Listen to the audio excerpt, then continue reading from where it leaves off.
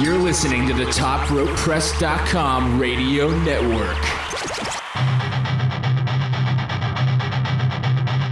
There's one thing you're better at than I am, and that's kissing Vince McMahon's ass. And I have half the brain that you do. Well, see, I come from a highly educated university, so when I come out and speak these white trash, I gotta dumb myself down. We'll do it live. Fuck it. Do it live. I'll write it and we'll do it live. And welcome everybody to the Voices of the Voiceless podcast, episode number 8. And I am here with the slightly sweaty but oftentimes tan during December, Brad Shepard. Brad, that's anatomically impossible unless you hang out with Kylie Jenner. I don't know how did you know I tan? It's just a guess. I don't know. It's completely artificial. Well, is it? Is it artificial? Well, whatever. Whatever you do in your own spare time is fine with me. So, yes, welcome everybody. Episode number 8. We have a lot to talk about. The live MSG show, TNA Bound for Glory, Oh, God. Raw NXT Takeover, and the Triple H conference call. But before we even get into that, Mr. Brad, play the music, please.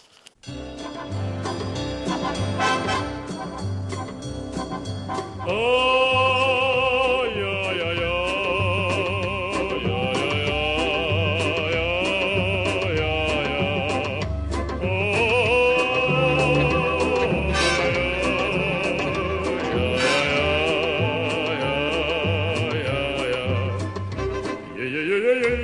And we have our What the Fuck tweet of the week.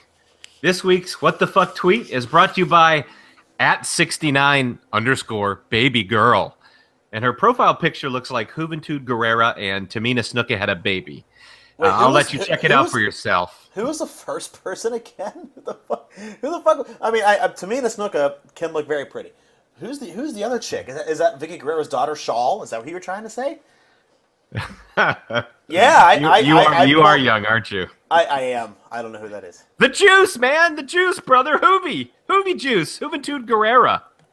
Oh, wow, that's disgusting. Oh, yeah, that's disgusting. Oh, yeah, check it out, brother. She's wearing skin-tight clothing, and, she's got a little bat poking out. It's really something Ew. Special. Why? Why? Oh, Why? but have no fear, because she tweets to Roman Reigns, quote, "Your wife is the luckiest woman on earth. If she don't appreciate you and take care of you, I sure as hell will," unquote. That's a bit forward. It does deserve like a what the fuck moment, because I mean, all right, great, good for you. Roman's married and is a gentle dad and human being. So why are you trying to get up on that? I don't know. That's that, by the way. All right. Let's talk about Okay. live event at MSG. All right. You didn't tell me where you found the tweet. On Twitter. It's this new app thing. Where it, like, who, do you follow this person? No, I don't follow this person at all. Do you follow I don't Roman want Reigns? to follow this person. I think I followed someone who retweeted it, or maybe it was on Roman Reigns' feed. I'm not sure. How would anyone retweet that? Oh, well, I don't know. Probably for the same reason I'm talking about it. It's so ridiculous. It's @69_babygirl with a U. @69_babygirl. I'm looking this up as we speak. 69 underscore baby girl. With a U. You're the U. Well, baby girl. She can't even spell girl right. Oh my! That's different. I don't like that. Oh man! And Roman Reigns is her banner picture on Twitter. That's adorable. Suffering succotash. Yeah, and that was really hard to say. Okay. All right. Well, Wasn't that fun? You loved that segment because you came up with it on your own. Good boy. So yeah, live event in MSG. Brad, I'm going to let you talk about that because I actually enjoyed it. So, go. Do your thing. I thought it was an average house show. I think fans need to temper their expectations for these live event specials. They're house shows and should be treated as such. They're not pay-per-views. It's not SummerSlam. And people need to remember it is a house show with a camera. For me, I think I see some value in this, and I think WWE is missing a big opportunity to do an annual MSG tribute show to Vince Sr. exclusively on the network. I mean, there's a lot of ties with WWE and MSG, and a good way to honor Vince Sr. would be to do an annual event there for the WWE. What do you think? That's not a bad idea. I just think it's more content to add to get people to watch. Now, would there be like a memorial match, like Andre at Mania? Like, would there be like a special gimmick program or a feud or a title belt or something that would go along with that? Because I think that could really work. It would have to be written well. Yeah, that's going to be a problem. Unfortunately, which is the really dumb part, but as far as the wrestling went, I actually kind of liked it. You had Jericho and Owens, which was excellent. As a result, what were you expecting them to steal the show? Because I think that was a more enjoyable match than the steel cage match.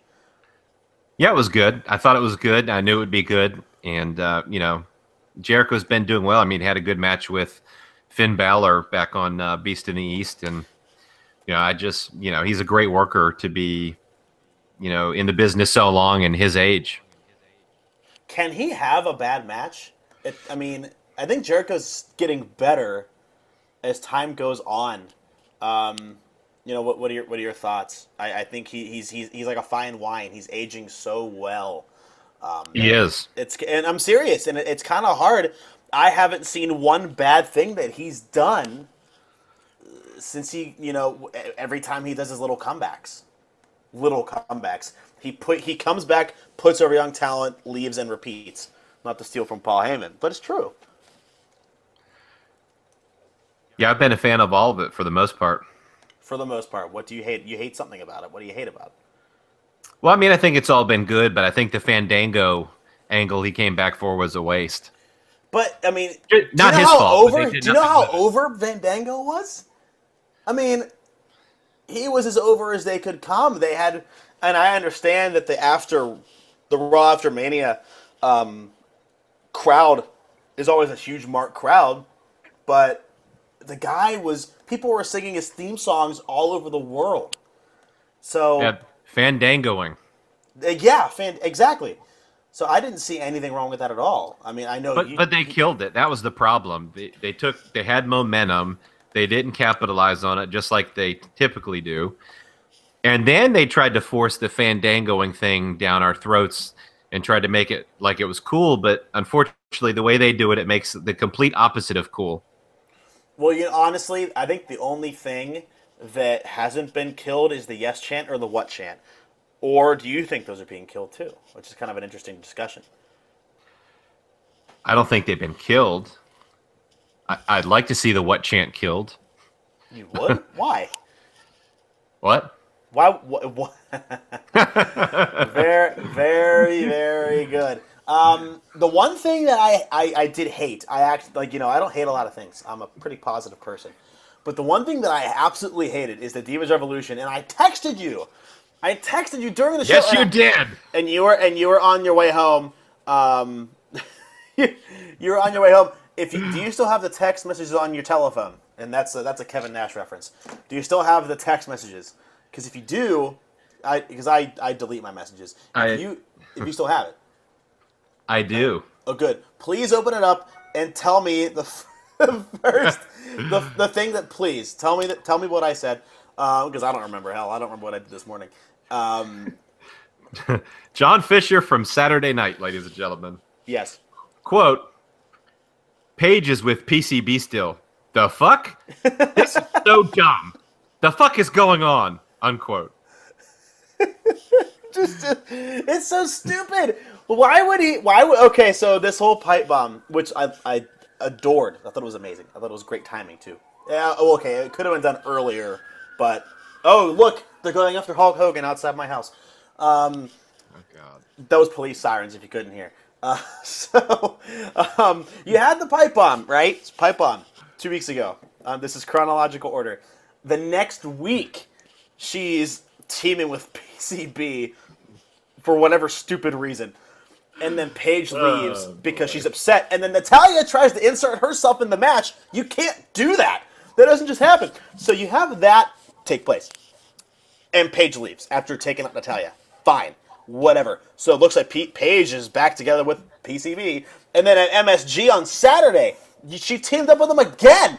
But then you had Charlotte and Becky say, "Nope, bitch, we don't want to be with you."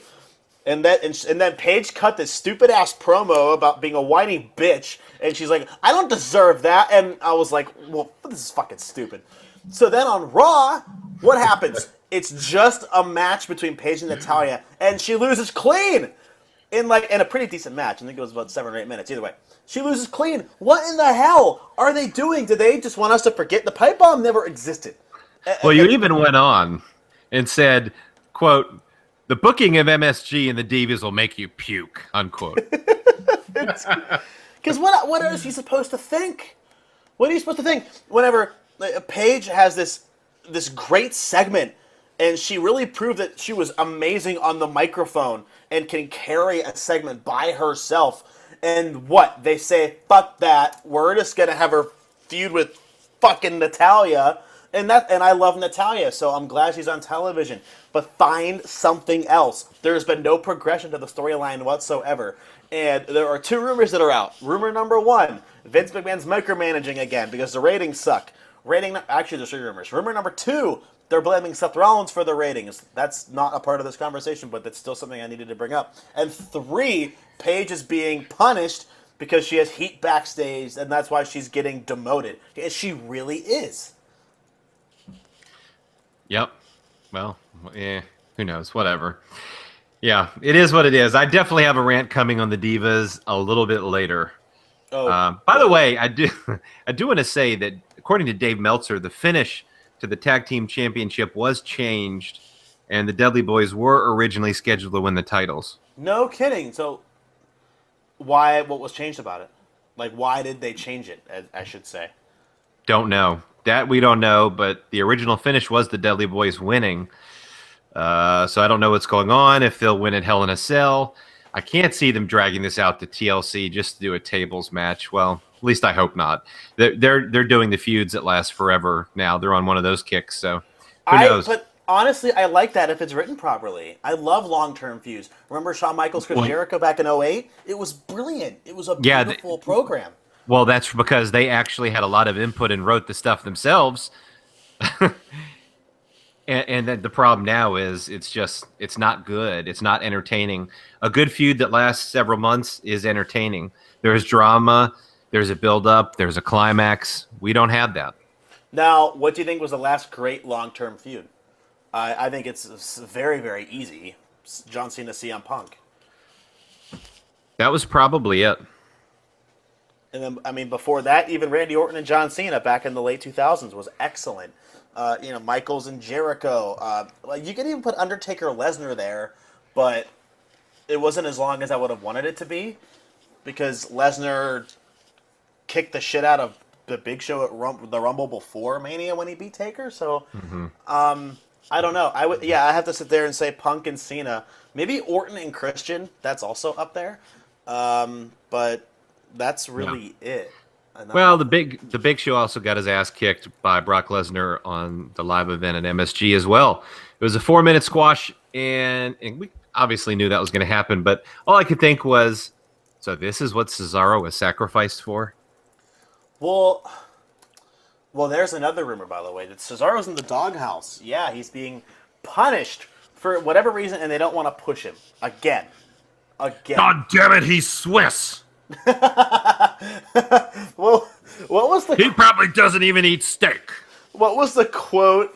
Whenever CM Punk was on the podcast with Cabana, and he was talking about the UFC. He's like, "Someone could die.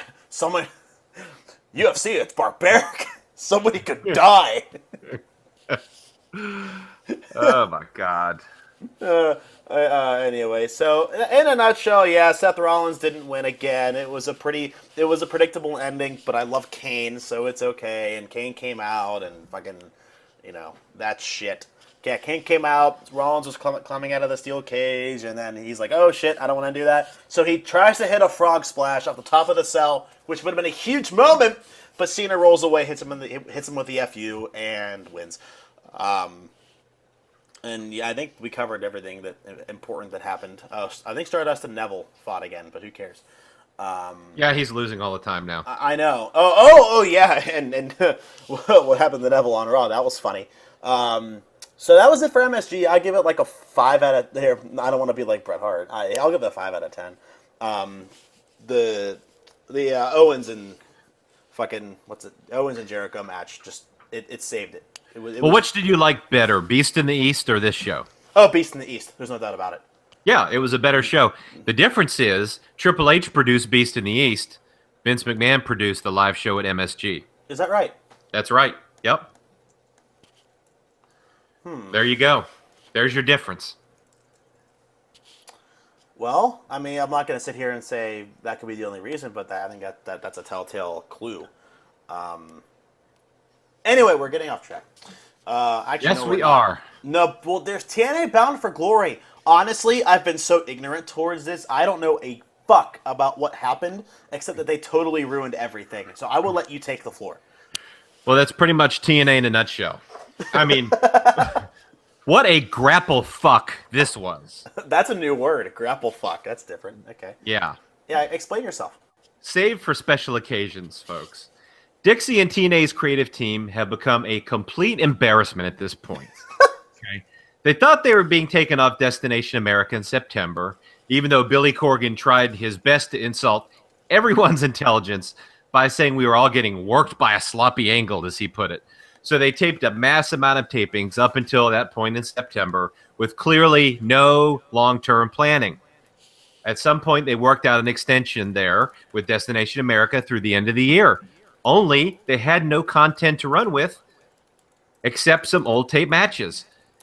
They had their biggest show of the year, Bound for Glory, their WrestleMania, with very little build-up and no plan for after the fact. I thought Slammiversary was a WrestleMania. Sorry. No. Okay. Sorry, go ahead. Good. Sorry. Whatever.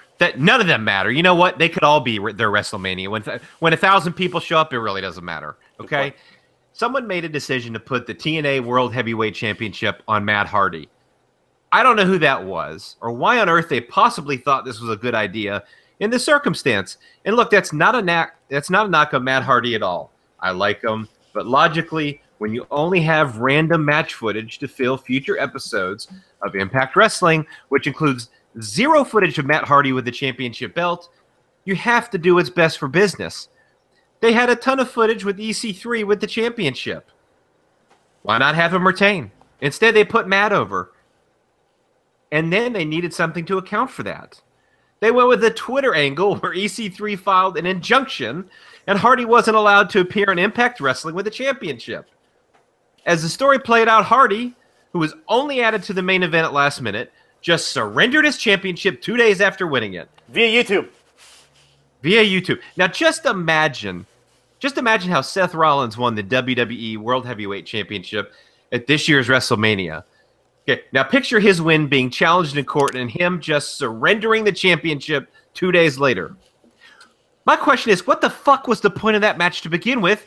You just killed your entire payoff of making Matt Hardy the new champion. And as if the booking wasn't bad enough, they started the pay-per-view with an X Division championship match that was a total spot fest. That's booking 101 for beginners. You don't start out by doing that shit in the first match of the card. And then we have Mahabali Shera, and if I pronounced it wrong, I don't really give a fuck. He's so goddamn bad in the ring that he makes Braun Strowman look like Shawn fucking Michaels. Nice! And they had a Royal Rumble-style #1 contenders match for the TNA World Heavyweight Championship. His turn, he comes into the ring, mid-action, and does his little Shera shuffle, which is the most cringeworthy, god-awful thing I've ever seen. And the wrestlers actually look hypnotized they all stop wrestling and start doing it with them. I literally cannot believe anyone would have paid for this bullshit. But if they did, there's a good chance they regret it. I mean, the venue announced they had 280 paid tickets for the show, excluding VIP packages. You know, the other 77 or so people got in for free, whatever the hell. Okay. I don't know, and I don't know if you heard this, but the VIP package included a complete backstage experience. Yeah, you could go into catering, and TNA wrestlers were pissed. They're allowed to eat in catering with the wrestlers.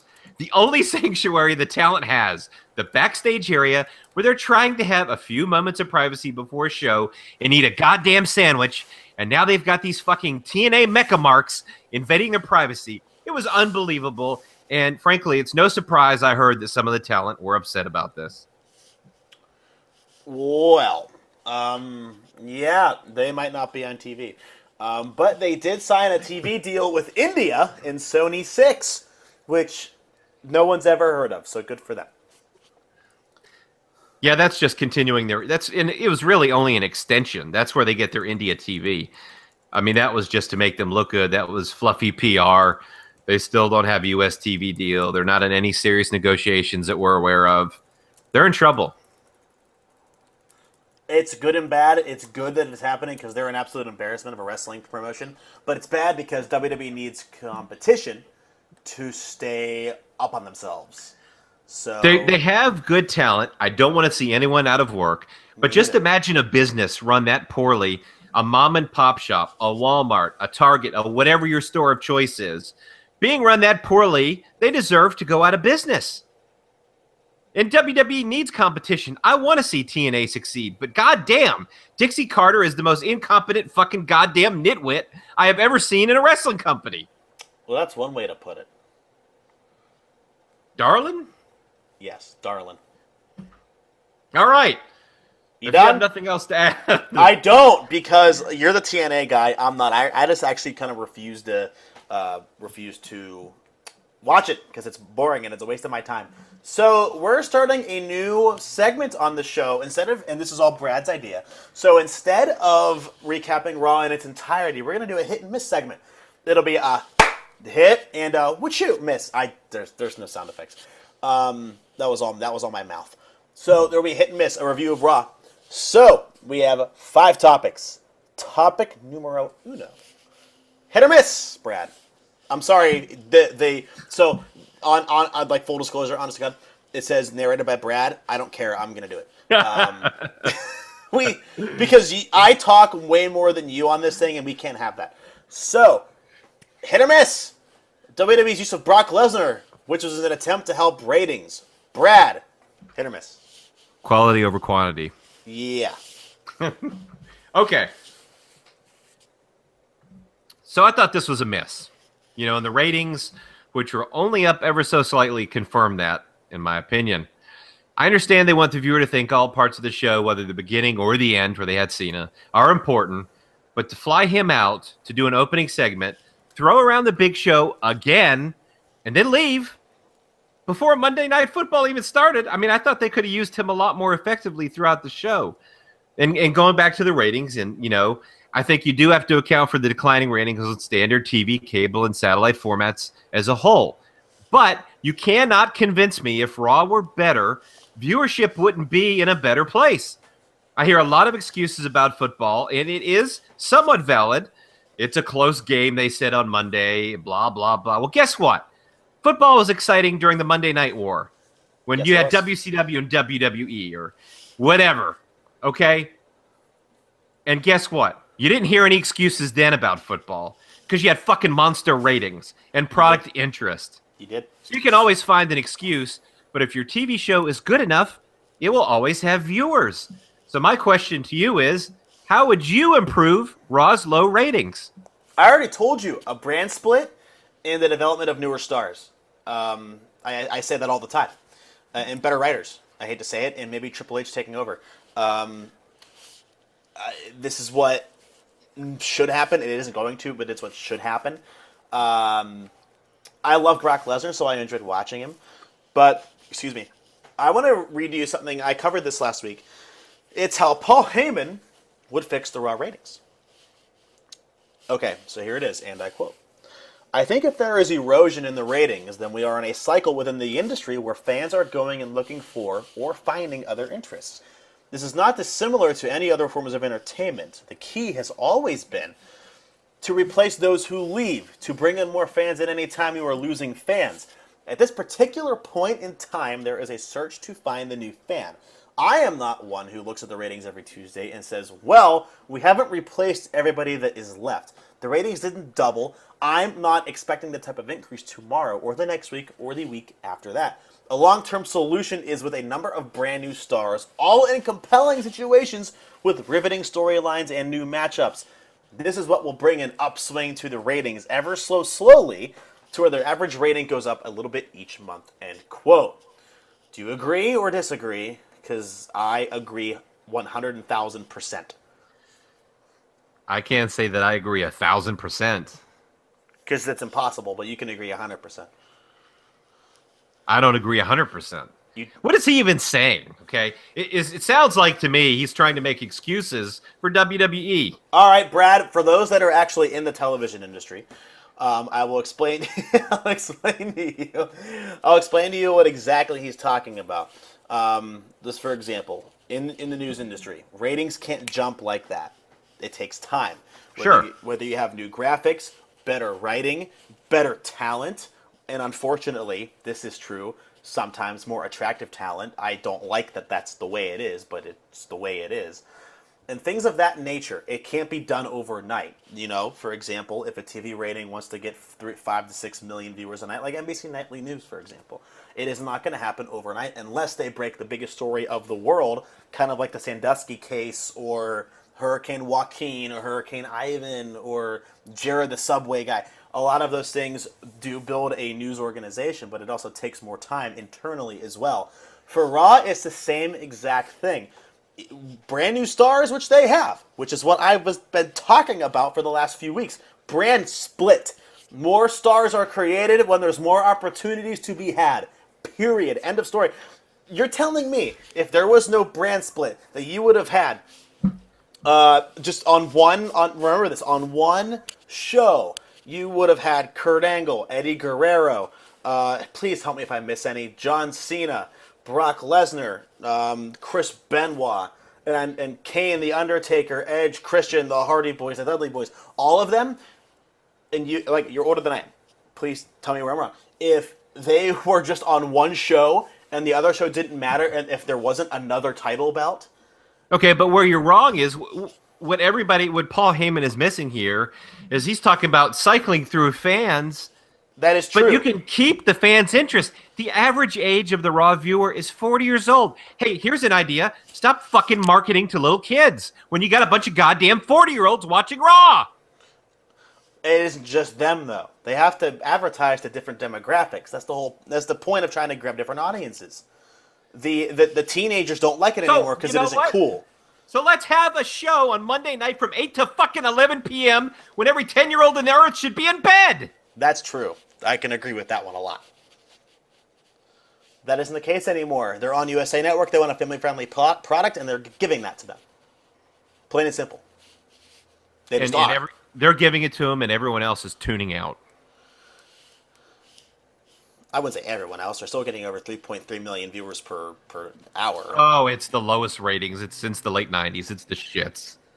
Well, then again, maybe in the next few years, we're all going to get lucky because when WWE is down, they've always brought themselves back up.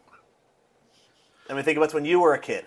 When you were a kid, when you were like the ages of 8 and 12, what years were those? Oh, boy.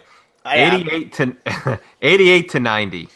What in the early to mid 90s, the WWE was crap. Early to mid 90s. Okay, I'm talking right before the Attitude Era. So those 5 years beforehand were terrible. Okay, but I grew up in the golden era with Hulk Hogan and with a lot of those type of superstars, Roddy Piper. King Kong Bundy, Andre the Giant. I could, go on forever with all the big stars in the golden era. I'm not, that time was not very good there in the 90s before the Attitude Era. I agree. Era switch. And think about before CM Punk nailed that pipe bomb in 2011. What were the prior few years all about? Nothing. It was stale and disgusting. Because they were just getting out of the brand split, and nothing was entertaining. You had your diamonds in the rough. I guess history repeats itself. It does, and honestly, that's insanity. It's actually the pure definition of insanity. But they're never going to go away from that. As soon as WWE gets too stale and nearly unbearable, something big happens. I mean, NXT's helping. That's a constant revenue share and audience flowing through every Wednesday. Sooner or later, something's going to have to translate over. I don't know when, but it's going to. Yeah, good luck. Hit or miss. All right. WWE's heavy marketing of Susan G. Komen for the cure during Breast Cancer Awareness Month. And I swear to God, Brad, if you keep your fucking critical hat on, I'm going to get all pissed off. As a human being, discuss. Well, I just got to say, if you have sensitive ears, this is not the segment for you. If you need to put on some Depends because you're going to piss your little panties, then this is not the segment for you. Can I say, before you start, I got to interview Charlotte the other day, and first of all... I'm going to talk about that. All right, then you go. But I want to first publicly thank WWE for the interview and Charlotte. She was a delight and a sweetheart. She was amazing. Go ahead. The floor is yours. Woo! Woo! Okay. No. All right. So I thought this was a miss personally. And of course, I'm going to go on a little bit of a controversial rant here that's going to require some open-minded thinking. So batten down the hatches, as Gorilla Monsoon would say. Okay. I want to preface this first, letting all of you know, like everyone, I'm a fan of charity work and finding a cure for all types of cancer, breast cancer included, but I'm not a fan of this particular charity. I won't be changing my Twitter profile to pink, and if that offends anyone, I really don't give a fuck. Susan G. Komen is a feel-good, money-making machine that plays off of people's emotions. Their CEO is the highest paid of any nonprofit organization. They use very little of the money they receive from working people like you and I towards actual breast cancer research, and they've made zero major medical advancements in their cause. I appreciate anyone raising awareness to things that need it, though I can't imagine who wouldn't possibly be aware of breast cancer at this point. But I don't believe this is something that should be a televised segment on Raw and so heavily pushed. You look at the NFL. They're stepping back a little from Susan G. Komen in that relationship. Meanwhile, WWE is telling you to go to WWEshop.com and buy a bunch of pink shit so they can profit. Like a lot of men, I'm a fan of healthy breasts. I love mammaries. But you know what? Just about as many men die of prostate cancer every year as women die of breast cancer. Why doesn't WWE cover that? I'll tell you. It's because they've picked the largest and most highly publicized fundraising organization that they could possibly pair up with for their own financial gain. Ultimately, they do it for the money and to help their corporate branding, folks. This reminds me of a quote that Stephanie McMahon tweeted that she heard during a marketing seminar she attended. Quote, "Philanthropy is the future of marketing. It's the way brands are going to win." Unquote. This goddamn nitwit actually had the balls to tell all of you with a Twitter account that they essentially do nice things for people because it helps their fucking company. Not because they want to be selfless or magnanimous. For fuck's sake, Stephanie's the first person shown on the Susan G. Komen video package. So be prepared to be pink-washed and have the color pink shoved down your throat for the rest of the month so these executives at both companies can keep lighting their pockets. Maybe they can ask John Cena to dye his ballsack pink and sell pictures of that. Speaking of shoving things down your fucking throat, how about the golden boy Roman Reigns? I thought this was very telling. The future face to run the place.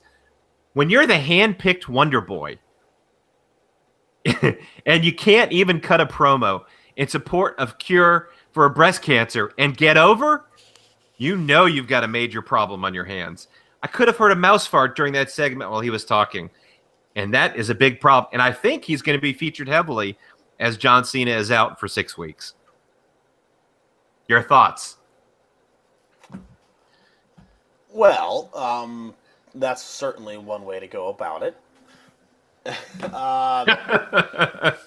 I gotta say, I mean, I have a different outlook. I mean, I don't care if you're gonna give back, but I do want to say before I get into that, no one even brought up the fact that Coleman may be a scam, and I put that in quotations, maybe, until CM Punk tweeted it out, and then everyone else started to talk, which I thought was kind of ironic. Because why can't you speak up for yourself, but rather you let somebody else with a platform do it, and then you just piggyback off of him? That's the one thing I had a problem with.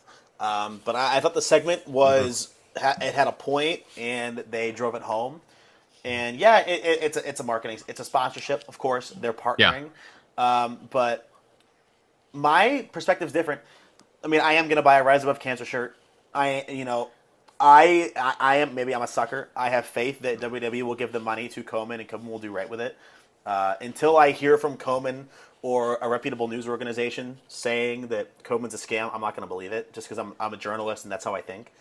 But when speaking to Charlotte on Monday and hearing the sincerity in her voice, having her family members go through breast cancer and her really wanted to make a change, I can hear the sincerity in her voice and her really wanted to make a change. Go ahead. Like I said, they're playing off of your emotions. Everybody knows someone who's been touched by cancer, probably. And nobody likes cancer. Nobody's for cancer. Everybody wants to get rid of cancer. And so it touches people emotionally, and they play off of that. But what are they really doing for it? And you know what? I agree. I think there was a couple kinds of people who read the CM Punk tweet and then ran with it. There's the ones who said, oh, CM Punk says it, so you know what? It must be true. Yeah. And those people are fucking stupid, and you know what? They don't even deserve to vote. But then you had a second segment of people who always felt that way, maybe even did their own research, and they felt more comfortable saying that openly because someone who's famous in the public eye says it. They feel like they have that support of someone. And so I think that's really what you had. I've always felt this way, and I've done my own research into it, and and I would suggest, don't take my word for it. Just check into it yourself. That's what I did. And I did. Just me as a human, if someone's gonna sit there and tell me that like my sister has had breast cancer, she has a double mastectomy, and my niece, not my niece, I believe it was her mother. Her mother also had to get early early detection, and like I don't see anyone making that up. So personally, it's anything charitable, I'm all for. Like I bought the Connor's Cure bracelet, even though, and I know because I read Justin, what the fuck's his face, or John, whatever what the hell, the old announcer, whose name I can't remember for the life of me. When he wrote his piece on where that came from, I still wear the bracelet. I still turn my profile picture yellow. Mine is pink now. I don't care. I just do it because I feel like for me I'm doing something right and it makes me feel good and it's the right thing to do. But I like I said, I have a different perspective. I thought I think it seems forced if you do an actual segment on it. I would think a television package is enough, and maybe have the people you're trying to help out, like breast cancer survivors, at ringside, and just do like a quick pan of them. I think that's fair. I don't think doing an actual segment with Cena and Reigns in the center and everyone out on the stage, I think it's a little too much. But that's just me. But that's why they're doing it. That's intentional. Well, yeah, of course. It's like they do the John Cena Make-A-Wish. Hey, John Cena's gotten 5 gazillion goddamn Make-A-Wishes. That's fantastic. Let me tell you about it every time he does it. Yeah.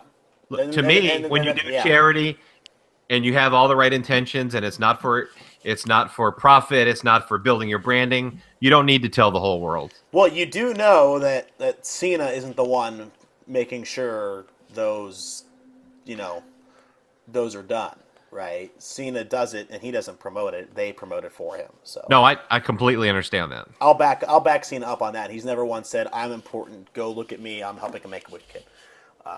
But either way, I thought that it could have been handled better. But that's all. Hit or miss, and we only have like 20 minutes left. Hit or miss, Summer Rae and Rusev angle involving into a potential wedding. I thought it was all right. I'll call it a hit, if only because it's adding something new to the story. And weddings in wrestling are a proven ratings draw. Yeah, they are. I do think Rusev has done a great job in this sort of comedic type role they've given him. I'm not a fan overall of what they've been doing along with, Dolph and Lana. But there's new things about Dolph that are good. And I think they're using this to stall for time until Lana can return. I think they're using John Cena's time off to give Ziggler the U.S. Championship. Well, let's talk about that later. We're not there yet. Well, and I think Lana and Rusev will end up reuniting in the end. But absolutely. Speaking of Cena, I do have something I'd like to share that you may or may not have heard. Absolutely. It's a wrestling fan's wife being prank called by a radio station live on the air about a fake wrestling pay-per-view called Super Slam. I'm waiting. And the whole thing was set up by the husband, of course. And all I can say is he was probably in a whole lot of trouble after this. I'm waiting. Here's this week's phone scam. Check it out. Hello? I have just one question for you. Are you ready? Am I ready for what? Who's this? Are you ready for this Sunday night when WWE Champ John Cena defends his title in the WWE Super Slam? Right now you can order this awesome pay-per-view event for just $59.99. I'm sorry, no, there is not any chance in hell that we're ever going to have wrestling in this house again. But thank you, but no. Have a good day.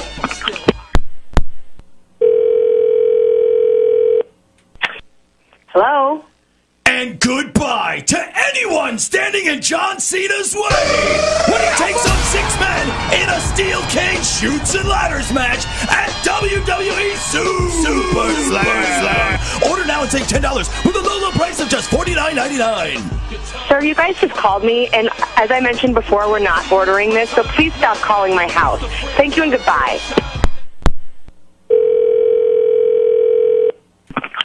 Hello?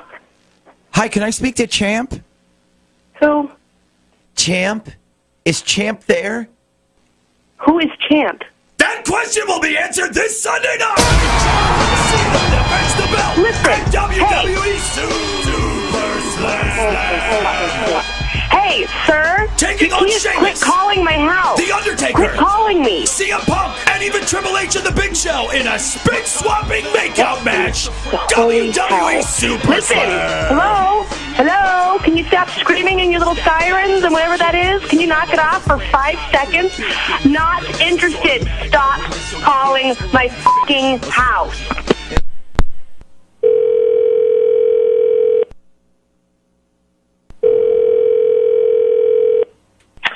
Hello? I'm watching you. Excuse me? That's exactly what The Undertaker told John Cena last month. But will he be able to take the belt from the mightiest champion in WWE history at this weekend's WWE Super Slam? For the love of all that is stop calling my house John before I Cena. get your number. I will track you down triple-double and match. absolutely tear you Ladder. to pieces. Do you understand me? I know you are, John Cena, crazy motherfucker. Popcorn. Calling my house now. No wrestling, no super motherfucking slam is happening in this house.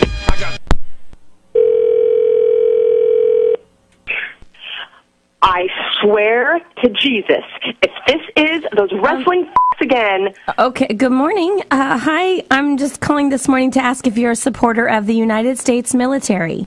Oh my God, I apologize. We've been getting calls all morning. I apologize, and yes. Fantastic. Yes, I am. Great. Are you a supporter of the Marine Corps? Yes, absolutely. Good. Absolutely. Great, because a former decorated member of the United States Marine Corps needs your support. And his name is John Cena! He's gonna get in the ring and put boots to asses this Are weekend! you kidding me right now? WWE Are you kidding me right now? I can't even handle this. I cannot handle this. Available right now at a low price of only $39.99. I can't believe you're still calling me. I'm about to lose my shit.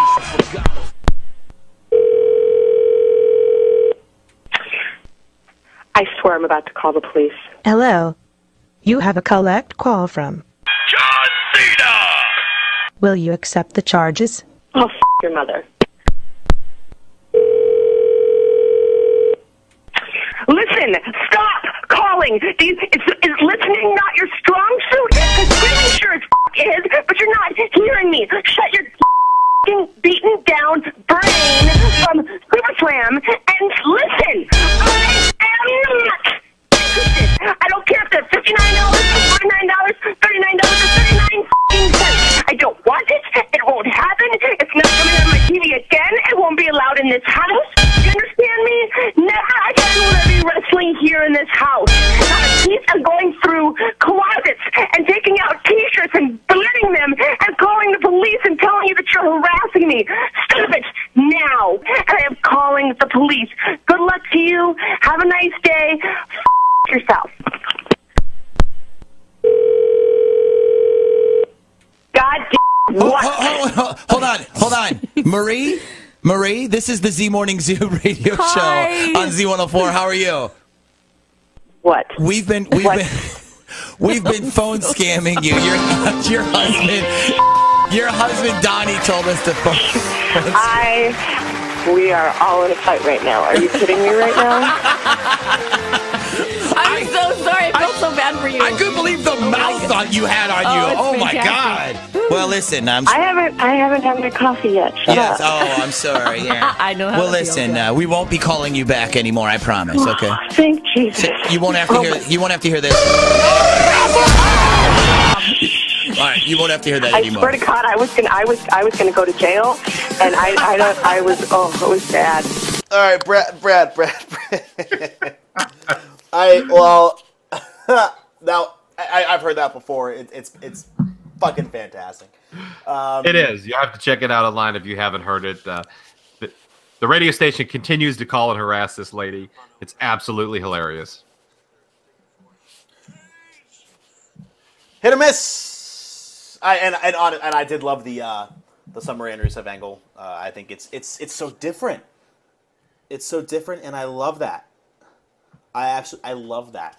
I think it's going to add it's going to go in a different direction. I think it'll be good. Hit or miss. The booking of the U.S. Championship Open Challenge since Cena defeated Seth Rollins at Night of Champions.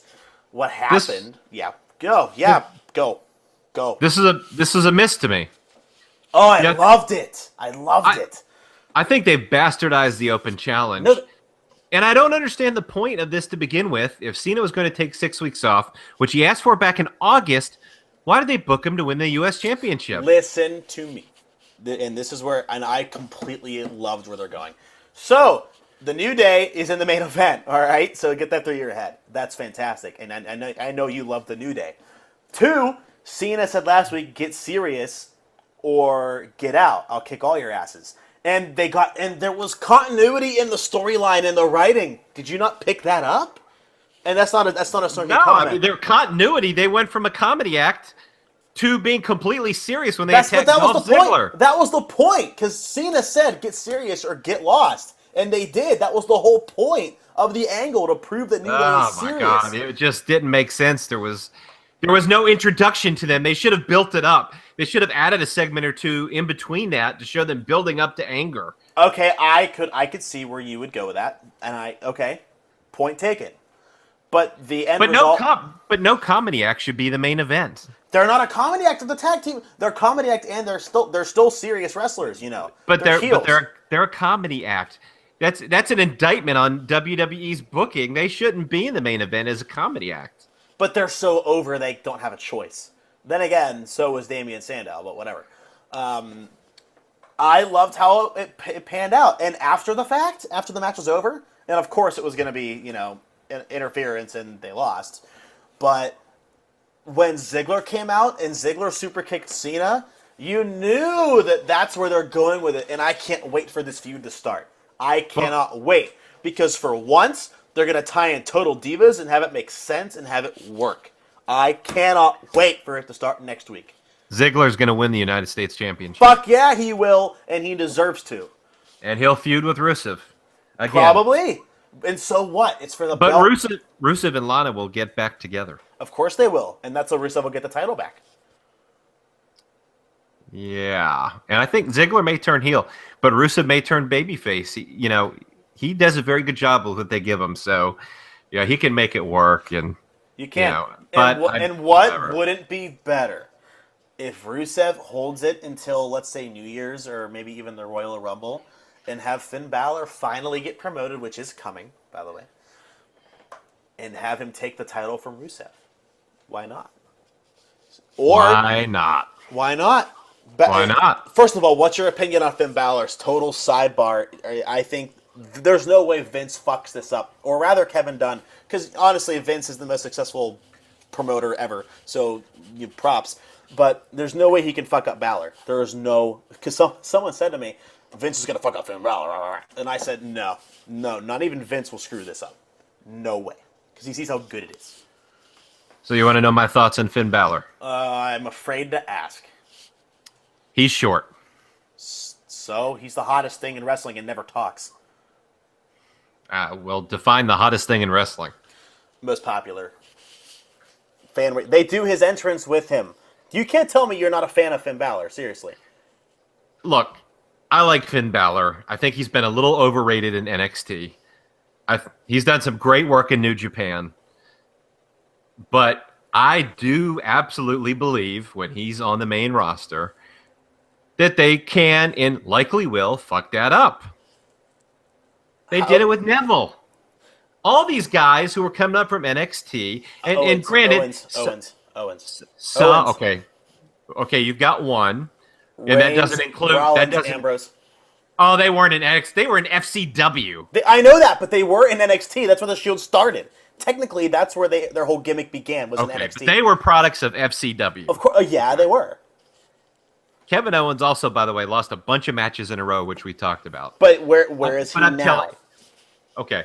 Do you believe Finn Balor's gimmick is going to translate to the main roster? Absolutely, because Brooklyn.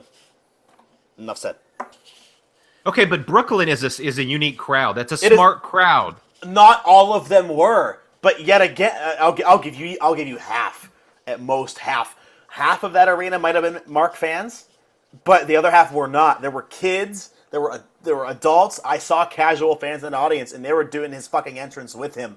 There's no chance he will not be over on the main roster. He's better than Neville, and he's better than Bo Dallas. Am I missing anybody? He's better than the Lucha Dragons. He's more over than even Owens was, and Owens is over. Okay. If Owens can get over with that look, and I love Kevin Owens, so don't take that as me hating on Kevin Owens. Fat Balor will be over and be huge. I guarantee it. Well, there you go. It's a guarantee. How would you book Finn Balor? Because we only have 3 things left anyway. One thing we can't even talk about. So we have the hit or miss of the booking of the Diva Dysentery. That's funny. We have the nature beer drunk Ric Flair stumble of the week, and then we have the a little bit of recap of the conference call from before NXT Takeover with Triple H. How would you book Finn Balor? 2 words: squash match. Okay, explain. A tad. He would come to the ring. He would do his little entrance. 40-year-old men would get excited. The bell would ring. The Big Show would punch him in the face and pin him.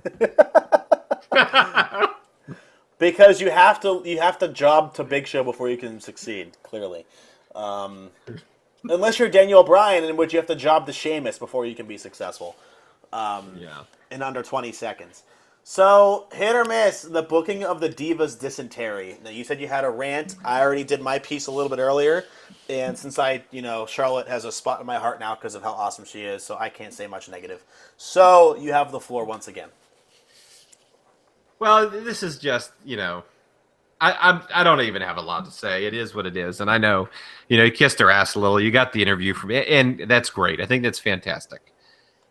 But I just have to keep it real. By the way, dysentery, if you didn't know, is bloody diarrhea. Okay, that pretty much describes this whole Divas shit. Jeez. Okay, so I can't say that I have any more thoughts on this other than it's just not good. JBL calling the Divas Revolution organic was a complete joke. I mean, no one can possibly take that seriously. And it wasn't. It wasn't NXT. Sorry. We don't know who's face, who's heel. They fail to capitalize on the so-called page bomb. The whole thing is just a mess. And I'll go into it a little bit further when we do our Nature Beer Drunk Flair Stumble of the Week. Okay, you got it. But how would you fix it? Oh, you said you'd talk about that. How would I fix it? We're gonna wait. We're gonna wait. So, without further ado, we bring to you the Drunk Ric Flair Stumble of the Week. They're in the figure 4. Paige, you are a bitch. How can you do this to my daughter? Hey, Ric Flair, I love you. Paige, you are the man. You're hot. Yeah. Let's do a figure 12 on Paige. I'll do it to her face. I'll face fuck her, and it'll be a figure 12. Paige, vagina, I love. Charlotte, I'm sorry. You're going to have a stepsister. All right, the Drunk Ric Flair Stumble. Oh, that never gets old. No, it doesn't. The Drunk Ric Flair Stumble of the Week. What do you got for me? My stumble of the week was Charlotte saying criticism of the Divas Revolution is just because people always want to find something to be negative about. I gotta say, before you get into this, she's right. Wrestling fans complain way too much and look for things to complain about. Even when CM Punk did his pipe bomb and sparked an entire real organic revolution, people still bitched. So she is right on that accord. But she's not right though, because it was in the context of the Divas Revolution, and basically there's nothing wrong with it. It's just people always want to be negative. No, there is a problem. Now, granted, yes, wrestling fans are, as you say, nitpicky and blah, blah, blah. I totally get that. But they have a point here, okay? So let me just say, I'll give her an A+ for towing the John Cena company line routine. But everybody and their mother knows that's total bullshit. They've shoved it down our throats and executed it about as poorly as humanly possible. And as a TV show, that opens you up to criticism from fans who want better. So I say, deal with it. I will have to say my stumble of the week is Ryback's shitty 80s promo. It's him in a black screen. God. That was terrible. That was so bad. They've got to stop the backstage segments with this fucking guy. It's great. It's so great. Okay. Well, last but not least, Triple H had a conference call. He does a conference call before every NXT Takeover. Brad, I'll let you take the floor, as you were not in attendance via headset, but you read it, because I didn't. Tell me what Triple H said. Yeah, I'm still waiting for my invite. Anyway, okay. Have a few points that came out of that of note to me. He met with representatives of New Japan Pro Wrestling and is waiting to see what comes from that, but is open to a working relationship. I think that's huge news. There's a lot of big stars in New Japan. I love Okada. He would be huge in WWE. I think TNA totally fucked him up when he went there real briefly, and he's a huge star in Japan. Could we ever see a New Japan Pro Wrestling NWO-esque invasion on WWE in the future? Yes. Would that be good, even with the language barrier? Because that is there. Well, yeah, I mean, well, like with the Bullet Club, I mean, it totally depends. A lot of them are like AJ Styles and Doc Gallows and, you know, Machine Gun Carl Anderson. I mean, it just depends on who it is. A lot of them are American, but for the ones who aren't, you know, I mean, they've got Asuka. Asuka. That name is whatever. Anyway, you know, prepare for me to botch that numerous times, but sure.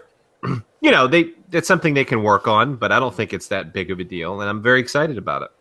So there was that, and then there was Triple H admitted he had final say in NXT, and Vince is fine with that. He admitted that Vince presented his women differently than they did on NXT.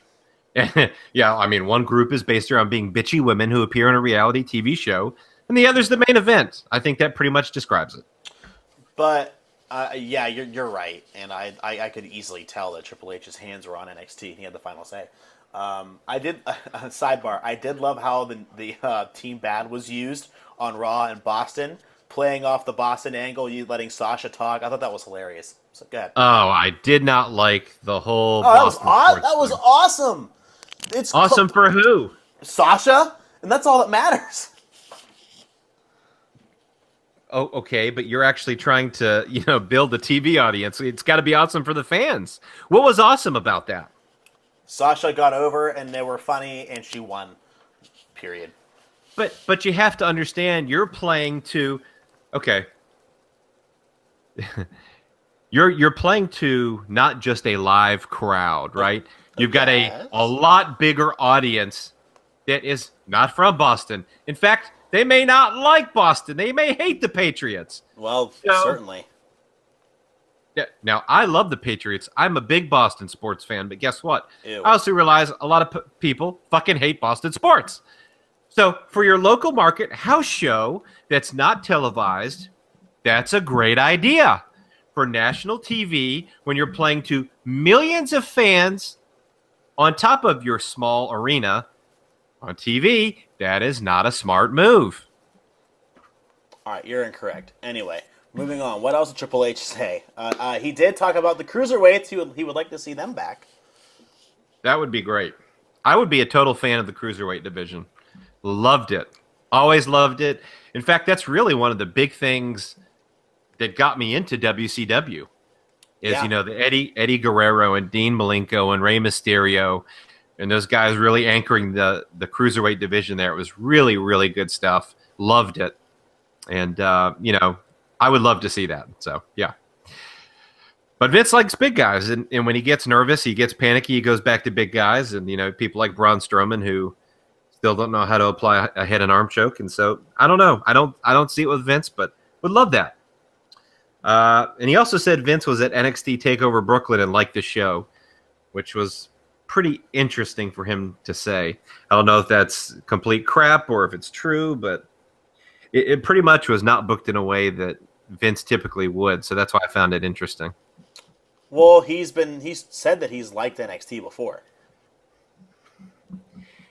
Okay, so why isn't Raw like NXT then? Because he likes to do his own thing. Which is completely the fucking opposite of NXT, by the way. It is. Okay, that's the point. But he's allowed to like the show. Maybe he just likes the show. I don't even know what that means. Me neither. You know what they need to do? Fire Vince McMahon.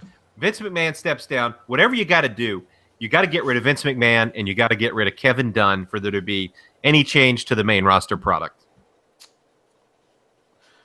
Yes to Dunn, no to McMahon. McMahon should always be there as a voice for marketing, public relations, overseeing the company, because he built it, right? He took what his dad created and made it bigger. Well, his dad built it, but yes, he made it bigger. There's no doubt. And without Vince, there wouldn't have been an Attitude Era. Vince was just a fucking idiot. He can say whatever he wants. But McMahon is the reason the Attitude Era came about. Granted, WCW kind of inclinated them to do something and change. But it was still Vince. Well, yeah, they had competition, which they don't now. And if they had competition, I think we'd see a whole lot different of a WWE than we would now. I don't think CM Punk would have ever left. Just my opinion. Just one of the small domino effects that would have happened if they had stable competition. Yep. So what do you think? Do you think Daniel Bryan is going to leave? Or he's going to see a third doctor? He's getting a third opinion. His doctor said, yes, he can return. The WWE doctor said, no, he cannot. So they're going to a third-party doctor, totally no relationship with either party, totally unbiased, and they're going to make a decision from there. Yes, I think he leaves because he wants to wrestle, and that's what he does. I agree. I think if they don't let him return, he's got a doctor clearing him that's his own, and I think probably any other company is going to take that. Daniel Bryan will wrestle elsewhere. Yes, he will. And because Vince doesn't want people to die in his ring. And that sounds like a sadistic statement, but it actually is true. That's why Kurt Angle is not back. Okay, but then why is 56-year-old Sting in the ring? Why is The Undertaker in the ring? He almost fucking died against Brock Lesnar. The guy had a goddamn concussion and could barely walk.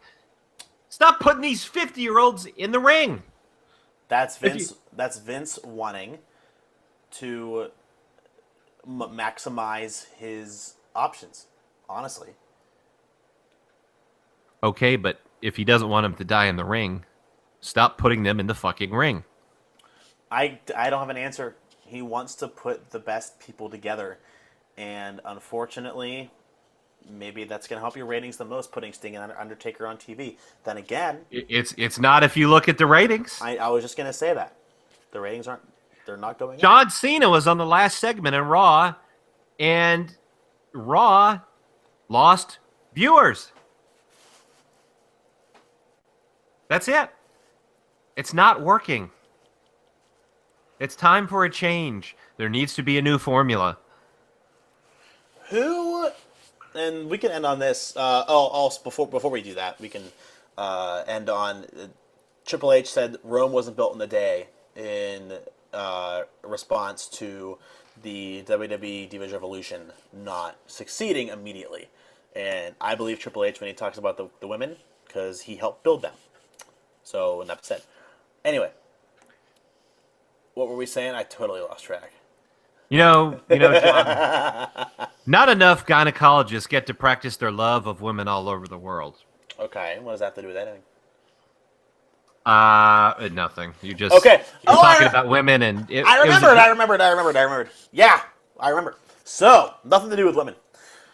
So I always go back to CM Punk's pipe bomb in his ascension to the top of the WWE because I feel like that was a moment in time that will never be forgotten, similar to the time when Stone Cold Steve Austin bleeding from the head when he was tapping out to the sharpshooter and ended up passing out whenever you had... Wow, brain fart. I was having a great monologue there for a second. Oh, got it. Take two. This is terrible. I feel like an intern on his first day. We can edit this shit out. I actually can. Stone Cold Steve Austin. His promo, the King of the Ring. CM Punk's pipe bomb. It'll be one of the top 5 moments in wrestling history, in my opinion. Just because of the magnitude that it had, when it happened, how it happened, why it happened, and where it happened. But we're not getting another Austin 316 promo. No, we're not getting another CM Punk pipe bomb either. But you have to remember, whenever that happened, the ratings skyrocketed. Even if it was only for a little bit. They skyrocketed. And the rumors had it that Triple H put the kibosh on Punk's build. Maybe not. Well, he beat him in the middle of his big push. He pinned him clean. I know. And then he had his fucking friend Kevin Nash come in and powerbomb him. Yeah. What the fuck? And then Kevin Nash hurt his quad taking a shit or something. I don't know. Whatever the guy does to, he moves the wrong way and he rips a quad and, then they couldn't have the match. And so, Punk just looked terrible. Yeah, but then he got the title and had one of the best title reigns of all time. So no, he didn't. He was terrible. I enjoy. He held it for over 400 days. What didn't you like about it? Brock How many of those pay-per-views did he main event? 1. Oh, okay. Thank you. But that's not Punk's fault. Well, I didn't say it was his fault. It's not his fault. But you can't say it's this great championship run when the guy wasn't even the main event. I mean, I was at WrestleMania when Punk was the champion. WrestleMania 28, he was the champion and faced Chris Jericho, and John Cena and The Rock was the main event. Yeah. So people are always playing second fiddle to John Cena. It doesn't matter who the champ is. And, I just thought, whatever. It's just whatever. And what's funny is Cena is, according to the backstage rumors, talking about putting over younger talent, which is why the U.S. Open Challenge got started. He beat them, but you don't have to win to go over. And you know that to be a fact. No, that's when you do it the right way, you're correct. Yes. That's it, when you do it the right way. Yeah. Wow, that was a hell of a podcast. So what did we learn? It was. What did we learn? We learned that Brad is not a fan of charity. We learned that... I love charity. I love everybody. Well, It was certainly an enjoyable time. So next week, we can talk about the same things. We'll have a hit or miss segment, the drunk Ric Flair moment of the week, and we can review NXT, because we can do that now. So I feel that next week will be even better than this week's. Plus, there's going to be even hotter rumors, and we're going to see if Cesaro will make it on TV. I'm hoping, fingers crossed. Well, whatever we have to do to make it better every week. I mean, if you have to sell a kidney, if we have to do some sort of crazy stunt, whatever it takes. Every week we will improve, ladies and gentlemen. Yes, of course. And I'll wear my... And if we don't, just pretend we are. Exactly. Just, even tell us if you love us. So, Brad, this is our time. Do your thing. First of all, we appreciate your support. We sincerely do. And we love to hear from our listeners on what you liked and what you didn't, John Fisher. Yes. You can follow me on Twitter at the Brad Shepard, SHEPARD. And you can read my articles on topropepress.com, which also sponsors this podcast. Before we head off, James Storm. Oh, boy. James Storm just changed his Twitter picture to the WWE Susan G. Komen picture and tweeted 4 hours ago, "Life is good." Just letting everybody know. Hint, hint. So he's at allegedly at Full Sail. I mean, he arrived there with walked into the building with Billy Gunn. I wasn't going to say anything because I hadn't confirmed it per se, but I did hear a rumor that he walked into Full Sail with Billy Gunn this afternoon. Yeah, but if Storm does appear on NXT, I'm going to be watching it late tonight. But if it does, we recorded this podcast before NXT started. We have proof. It's time-stamped, and we will be correct, and we will be more awesome than anybody else. Meltzer didn't report this. Come on, Meltzer, get your shit together. So you can follow me on Twitter at JohnFisherIQ. That's JONFISHERIQ. I talk about anything you want. All you have to do is tweet at me, and we can chat. Also, I wish everybody a great week. As always, thank you all for your lovely support. We had the most views ever on our show last week. Do you want to take a guess of what that was? Too late. 27 views. That's a lot. We only had about 3 or 4 each time. So thank you to everybody. Thank you to Top Rope Press for your continued support and sponsorship. You can visit our podcast and others anytime you want at topropepress.com. Spelled just how it sounds. The latest WWE news and rumors, as well as TNA, if you care about that shit. I don't, but you might. And that's fine. To each his or her own. So from everyone here at the Voices of the Voiceless podcast, I bid you all adieu. Tweet Brad that he's bad, because I agree. Take care, everybody. Have a wonderful evening. Good night.